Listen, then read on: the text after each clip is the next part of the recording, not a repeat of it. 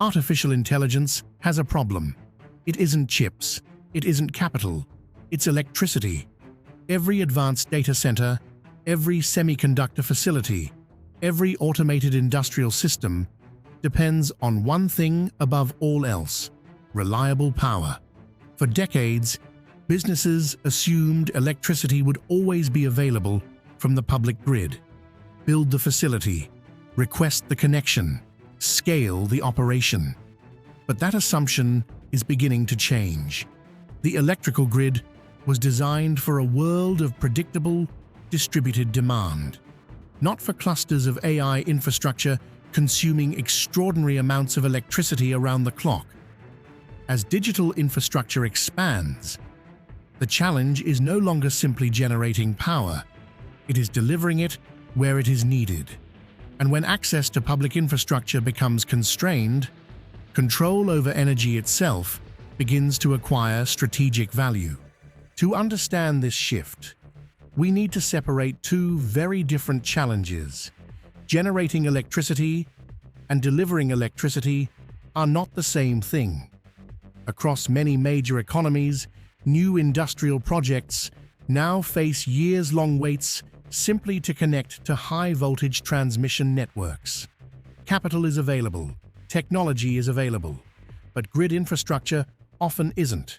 At the same time, artificial intelligence is changing the nature of electricity demand. Traditional office buildings consume power unevenly throughout the day. Modern AI infrastructure is different. Training and inference workloads can require enormous amounts of continuous electricity, 24 hours a day. That places unprecedented pressure on transmission networks that were never designed for this type of concentrated demand. As more digital infrastructure competes for limited grid capacity, access itself becomes increasingly valuable. The constraint is no longer electricity alone, it is dependable electricity. When access to shared infrastructure becomes difficult, ownership begins to migrate toward independent solutions. Rather than asking which utility company will benefit, long-term allocators may ask a different question: which assets become more valuable regardless of how the energy mix evolves? Two ownership models are increasingly attracting attention. The first is co-located baseload energy infrastructure. The most valuable digital real estate is no longer defined only by its proximity to major cities or fiber optic networks. Increasingly, it is defined by reliable access to large-scale electricity generation. This may include locations adjacent to nuclear facilities, major hydroelectric resources, geothermal assets, or other dependable sources of baseload power. By locating computation close to generation, developers can reduce dependence on congested transmission infrastructure. Long-term power agreements become easier to negotiate, operational certainty improves, and delays associated with new grid connections may be reduced. In this model, the strategic asset is not simply the power plant, it is the location connecting energy with computation. You do not own the utility, you own the bridge between generation and digital infrastructure. The constraint becomes the asset. The second ownership model is modular microgrid infrastructure. Rather than relying entirely on large, centralized electricity networks, many industrial operators are exploring smaller, dedicated energy systems. These may include industrial gas turbines, large-scale battery storage, combined heat and power systems, and over time, technologies such as small modular reactors.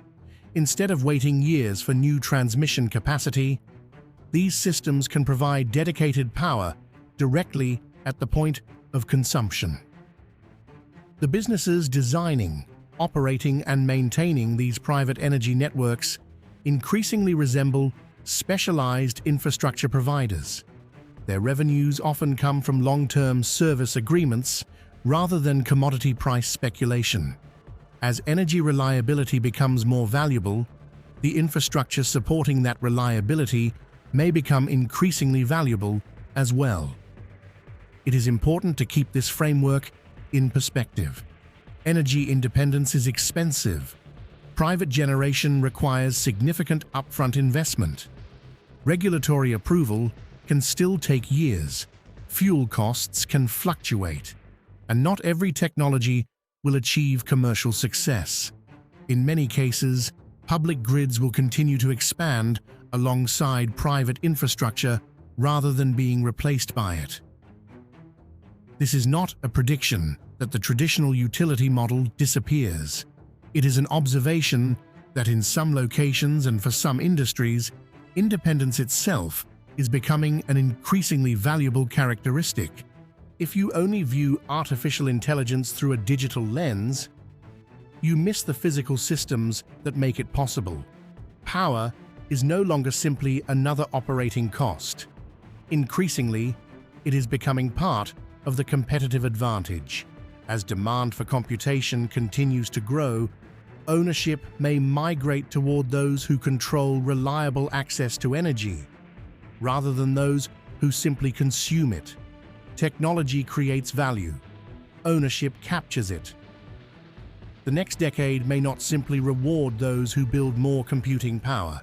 It may also reward those who control the infrastructure that allows computation to happen in the first place. This is the Pivot Compass. Subscribe. Position yourself where structural momentum is building, and we'll see you in the next briefing.